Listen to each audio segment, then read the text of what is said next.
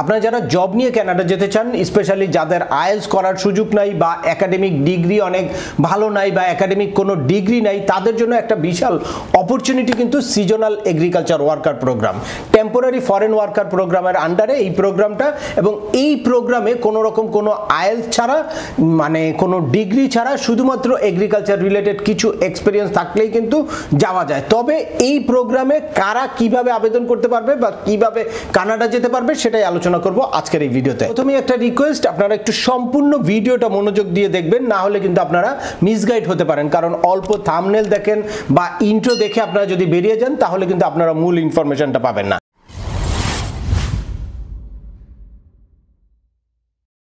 Welcome back, আপনাদের সাথে আছে আমি সেম আমিনুল বাহার। আমাদের এই চ্যানেলে বিশ্বের বিভিন্ন দেশের শ্রমবাজার, পড়াশোনা, ভিজিট এবং মাইগ্রেশন সংক্রান্ত বেশ কিছু আপডেটেড ইনফরমেশন আছে। আপনারা যারা যেই টপিকসে ইন্টারেস্টেড, দয়া করে ওই রিলেটেড সকল ভিডিওগুলো দেখবেন। এরপর ছোটোখাটো প্রশ্ন থাকলে ভিডিওর নিচে কমেন্টস করবেন। আর তারপরেও একান্ত কোনো ব্যক্তিগত পরামর্শ বা আমাদের কোনো সার্ভিস নিতে চাইলে ডিসক্রিপশনে থাকা হোয়াটসঅ্যাপ নাম্বারে অ্যাপয়েন্টমেন্ট বুক করে সরাসরি যোগাযোগ করতে পারেন। অ্যাট দ্য সেম টাইম আমাদেরকে ইমেল করতে পারেন এবং আমাদের ফেসবুক পেজটি ফলো করে সবসময় আমাদের সাথে যুক্ত থাকতে পারেন। চলে আসে আজকের মূল আলোচনায়। আজকে সকালে আমি একটা বহুল প্রচারিত পত্রিকার একটা প্রতিবেদন দেখে আসলে কনফিউজড হয়ে গেলাম যে কানাডাতে এত সহজে যাওয়া যায়। তাহলে আমার কাছে তো বিভিন্ন দেশ থেকে প্রতিনিয়ত বিভিন্ন জন জানতে চায় যে কিভাবে কানাডাতে যাওয়া যায়। তো তাদের জন্য হয়তো কোনো একটা গুড নিউজ আছে যেটা আমি শেয়ার করতে পারবো। সেজন্য আমি পত্রিকার ওই নিউজটা খুব মনোযোগ সহকারে দেখলাম। এই যে নিউজটা আমি আপনাদেরকে একটু সরাসরি দেখাচ্ছি, এই যে দেখেন, এটা জনকণ্ঠের আজকের একটা প্রতিবেদন অনলাইনে। এখানে লেখা আছে, সুখবর, লাগবে না আইএলটিএস, কানাডায় কর্মীদের ফ্রি ভিসা। এটা দেখে কিন্তু যে কেউ অবাক হবে বা যে কেউ কিন্তু অপরচুনিটি খুঁজতে থাকবে। তো এরপরে লেখা আছে 2025 সালে কর্মীদের জন্য ভিসা দেওয়ার সিদ্ধান্ত নিয়েছে কানাডা। দাদ স্কলারশিপ নামে একটা নিবন্ধের তারা রেফারেন্স দিয়েছে, যে নিবন্ধে বলা হয়েছে কৃষিকাজের জন্য এরই মাঝে বিপুল পরিমাণে লোক নেওয়ার চিন্তা ভাবনা করছে। এনিওয়ে, এই রিপোর্টটা আপনারা একটু দেখবেন, আমি স্ক্রিনে আপনাদেরকে দেখিয়ে দিচ্ছি।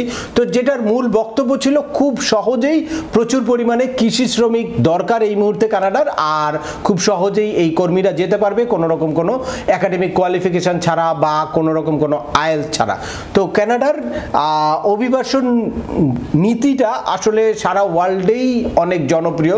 সেই জন্য শুধুমাত্র আমাদের দেশের, অর্থাৎ এই সাবকন্টিনেন্টের বাংলাদেশ, ইন্ডিয়া, নেপাল, ভুটান বা ভারত, পাকিস্তান, এরাই যে শুধু কানাডাতে যেতে চায় এরকম না। বিশ্বের বিভিন্ন দেশ থেকেই মানুষ কিন্তু কানাডায় জব নিয়ে যে কোনোভাবে কানাডাতে প্রবেশ করতে চায়। কারণ কানাডায় যদি কেউ জব নিয়েও ঢুকে তাহলে 1 বছর জব করার পরে ওয়ার্ক মানে এক্সপিরিয়েন্স ক্লাসের আন্ডারেও সে কিন্তু পিআরের জন্য আবেদন করতে পারে।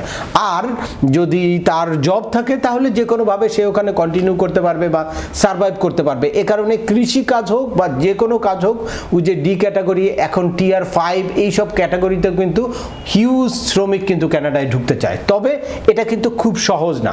তো এই জন্য আপনার বুঝতে হবে কানাডা অনেকগুলো ইমিগ্রেশন প্রোগ্রাম বা ওয়ার্ক প্রোগ্রাম চালু আছে, যেসব প্রোগ্রামের মাধ্যমে বিভিন্ন তাদের যেই মানে প্রয়োজনটা, এই প্রয়োজনটা ফিল আপ করে নেয়। এই প্রতিবেদনে বলা হয় যে এই সিজনাল বা এগ্রিকালচার ওয়ার্কারদের মধ্যে ফল বাছাই করা থেকে শুরু করে একদম মানে এগ্রিকালচার ইঞ্জিনিয়ার পর্যন্ত নেওয়া হবে। তবে এখানে দুইটা প্রোগ্রামের কথা বলা হয়েছে, একটা হচ্ছে টিএফডব্লিউপি অর্থাৎ টেম্পোরারি ফরেন ওয়ার্কার প্রোগ্রাম, আরেকটা প্রোগ্রাম হচ্ছে এসএডব্লিউপি অর্থাৎ সিজনাল এগ্রিকালচার ওয়ার্কার প্রোগ্রাম। তো চলুন আমরা দেখি কানাডার মানে গভর্নমেন্টের অথেন্টিক যেই সাইট আছে সেই সাইডে যে এই টেম্পোরারি ফরেন ওয়ার্কার বা এই যে সিজনাল এগ্রিকালচার ওয়ার্ক প্রোগ্রামের আন্ডারে কারা যেতে পারবে বা কি কি সুবিধা আছে, কতদিন থাকতে পারবে, এটা সরাসরি দেখব। এই যে আমরা চলে আসলাম সরাসরি কানাডার গভর্নমেন্ট ওয়েবসাইটে, যেখানে একদম অথেন্টিক ইনফরমেশন থাকে। আপনারা যদি কানাডার ওয়ার্ক পারমিট হোক,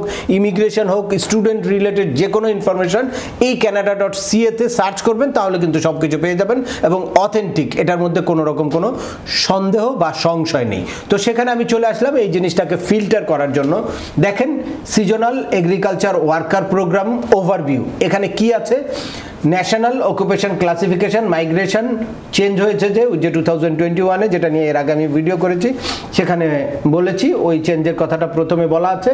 এরপর SAWP allow employers to hire temporary foreign worker, মানে টেম্পোরারি ফরেন ওয়ার্কার রিক্রুট করতে এই SAWP কি করে অ্যালাউ করে। এই যে আপনারা দেখতে পাচ্ছেন এই সিজনাল এগ্রিকালচার ওয়ার্কার প্রোগ্রামে কন্টিনিউয়াস একটা ওয়ার্কার 9 মান্থস কানাডাতে স্টে করতে পারে এবং ওখানে জব করতে পারে।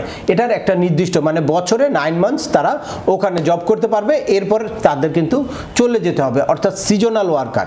এরপরে আবার চাইলে তারা পরবর্তীতে আসতে পারে। তো এই জন্য এমপ্লয়ার যদি এই সিজনাল ওয়ার্কার হায়ার করতে চায় তাহলে তার কিন্তু LMI নিতে হবে কানাডার গভর্নমেন্ট থেকে, তার যে প্রয়োজনটা এবং এই লেবারটা সে যে কানাডার জব মার্কেটে পাচ্ছে না এই জিনিসটা প্রুভ করে তারপর LMI নিয়ে এরপর ওই ওয়ার্কারটাকে হায়ার করতে হবে। এখানে কিছু এলিজিবিলিটি ক্রাইটেরিয়া আছে। এক্সপিরিয়েন্স ইন ফার্মিং এর এক্সপিরিয়েন্স লাগবে, অ্যাটলিস্ট 18 ইয়ার্স এজ লাগবে, a citizen of one of the participant country and able to safety the Canadian immigration law and law of the workers home country, মানে Canadian immigration লটা তার মানতে হবে এবং তার যে হোম কান্ট্রির ল সেটাও তাকে মানতে হবে। এই পার্টিসিপেন্ট কান্ট্রির মধ্যে আছে ফার্স্ট হচ্ছে মেক্সিকো, আর এরপরে আছে ক্যারিবিয়ান কান্ট্রির একটা লিস্ট আছে। ক্যারিবিয়ান এই কান্ট্রিগুলা থেকেই এই সিজনাল ওয়ার্কারগুলা নিতে হবে, এর বাইরে কোনো কান্ট্রি থেকে সিজনাল ওয়ার্কার নিতে পারবে না। তাহলে আপনারা যারা বাংলাদেশি আছেন তাদের কনফিউজড হওয়ার কোনো সুযোগ নাই। আমার কাছে এরই মধ্যে বেশ কিছু মানে সৌদি আরবে থাকে, ওমানে থাকে, কাতারে থাকে, তারা এমনি বলেছে যে আমাকে টেম্পোরারি ফরেন ওয়ার্কারের আন্ডারে এই সিজনাল ওয়ার্কার হিসেবে জব দিবে, সেজন্য কোনো আইএলস লাগে না, ডিগ্রি লাগে না, তো ওরা কতদিনের মধ্যে এতদিনের মধ্যে আমাকে জব দিবে, আমাকে জব অফার লেটার পাঠিয়েছে, এত টাকা নিবে। তো এই বিজ্ঞাপনগুলো যারা দেয় বা এ ধরনের প্রস্তাব কেউ যদি আপনাকে দেয় তাহলে আপনারা একটু যাচাই বাছাই করে নেবেন যে আপনারা কি আসলে এলিজিবল কিনা। যদি আপনারা ল অনুযায়ী এলিজিবল না হয় তাহলে কারো পক্ষে কিন্তু আপনাকে পাঠানো বা আপনাকে ভিসা দেওয়া তো দূরের কথা, আপনাকে কোনো জব অফারও দেওয়া সম্ভব না, কারণ কানাডার কোনো জব অফার টাকা পয়সা দিয়ে কেনা সম্ভব না। এই প্রত্যেকটা জিনিস আসলে এইসব কোনো প্রতিবেদন দেখে বা এইসব ইনফরমেশনের খণ্ড অংশ আপনাদের কাছে প্রকাশ করে তারা কিন্তু বিভিন্ন সময় টাকা পয়সা হাতিয়ে নিতে চায়। বিভিন্ন এজেন্সি আছে অনেক চটকদার বিজ্ঞাপন দেয়, বিজ্ঞাপন দিয়ে কিছু গ্রামের সহজ সরল অল্প শিক্ষিত লোকদেরকে মিসগাইড করে। এর বাইরে আমাদের দেশের অনেক বড় একটা অংশ আছে প্রবাসে বিভিন্ন দেশে বসবাস করে, সৌদি আরব, ওমান, দুবাই, কাতার, কুয়েত এইসব দেশে আছে। তো তারা অনেক পরিশ্রম করে, অনেক দীর্ঘ সময় কাজ করতে হয়, অল্প সময় তারা ফ্রি থাকে। তো দ্যাটস ওয়াই যখন তাদের সাথে এই নিউজগুলো তারা পায় তখন তাদের কাছে কিছু টাকা পয়সা জমানো থাকে, তারা কিন্তু কিছু টাকা পয়সা খরচ করে চায় যে এই যে যেসব দেশে আছে যেখানে সারা জীবন থাকলেও তাদের কোনো মানে সিটিজেনশিপ বা পার্মানেন্ট রেসিডেন্সি পাওয়ার কোনো সুযোগ নাই, কানাডার মতো দেশে যখন গেলে সে 1 বছর পরেই বা কিছুদিন পরেই পার্মানেন্টলি সেটেল হতে পারবে, তার মানে ফ্যামিলি সহ নিয়ে যেতে পারবে। তো এই স্বপ্নটা তারা দীর্ঘদিন ধরেই লালন করে। যখন তারা এই ধরনের প্রস্তাব পায় তখন কিন্তু তারা ভালো মন্দ আর বিচার করে না, তারা কিন্তু হুমড়ি খেয়ে পড়ে। তো সে কারণে আপনারা একটু সজাগ থাকবেন, সচেতন থাকবেন। কানাডার ভিসা রিলেটেড কোনো ইনফরমেশন, কোনো প্রতিবেদন দেখলে আপনারা ওইটার একটু যাচাই বাছাই করবেন। এভাবে কানাডার অথেন্টিক জব সাইটে বা কানাডার গভর্নমেন্ট ওয়েবসাইটে আপনারা একটু দেখে নেবেন যে এই প্রোগ্রামের সাথে আপনি কি ম্যাচ করেন কিনা বা আসলেই কি এই প্রোগ্রামে আপনার যাওয়া সম্ভব কিনা। তাহলে আমরা এতক্ষণে নিশ্চয়ই বুঝতে পারলাম যে এই যে টেম্পোরারি ফরেন ওয়ার্কার প্রোগ্রামের আন্ডারে সিজনাল এগ্রিকালচার ওয়ার্কার প্রোগ্রাম আছে, এই প্রোগ্রামের জন্য বাংলাদেশিরা এলিজিবল না। সুতরাং যত সহজেই হোক, যত সহজে যাওয়ার অপশানই থাকুক, এটা বাংলাদেশিদের জন্য আসলে নয়। সুতরাং আপনারা যারা এই ধরনের কোনো বিজ্ঞাপন দিবে বা এই ধরনের কোনো প্রস্তাব দিবে সেটাকে আপনারা কিছুতেই আমলে নেবেন না। তো আজকের ভিডিওটি আর দীর্ঘায়িত করছি না, আশা করি এই ভিডিও থেকে আপনারা কানাডার জব ভিসা রিলেটেড কিছু গুরুত্বপূর্ণ কনফিউশন আপনাদের দূর হয়ে যাবে। আর এরপরেও আপনাদের যদি এই সংক্রান্ত কোনো রকম কোনো প্রশ্ন থাকে অবশ্যই আমাকে কমেন্টস করে জানাবেন। আর ভিডিওটি ভালো লাগলে বা তথ্যবহুল মনে হলে লাইক দিয়ে আপনার বন্ধুদের মাঝে শেয়ার করে দিবেন যাদের এই ইনফরমেশনগুলো অত্যন্ত প্রয়োজন। আবার দেখা হবে নতুন কোনো গুরুত্বপূর্ণ টপিকস নিয়ে। সে পর্যন্ত সবাই ভালো থাকবেন, সুস্থ থাকবেন এবং আমাদের চ্যানেলের সাথেই থাকবেন। আল্লাহ হাফেজ।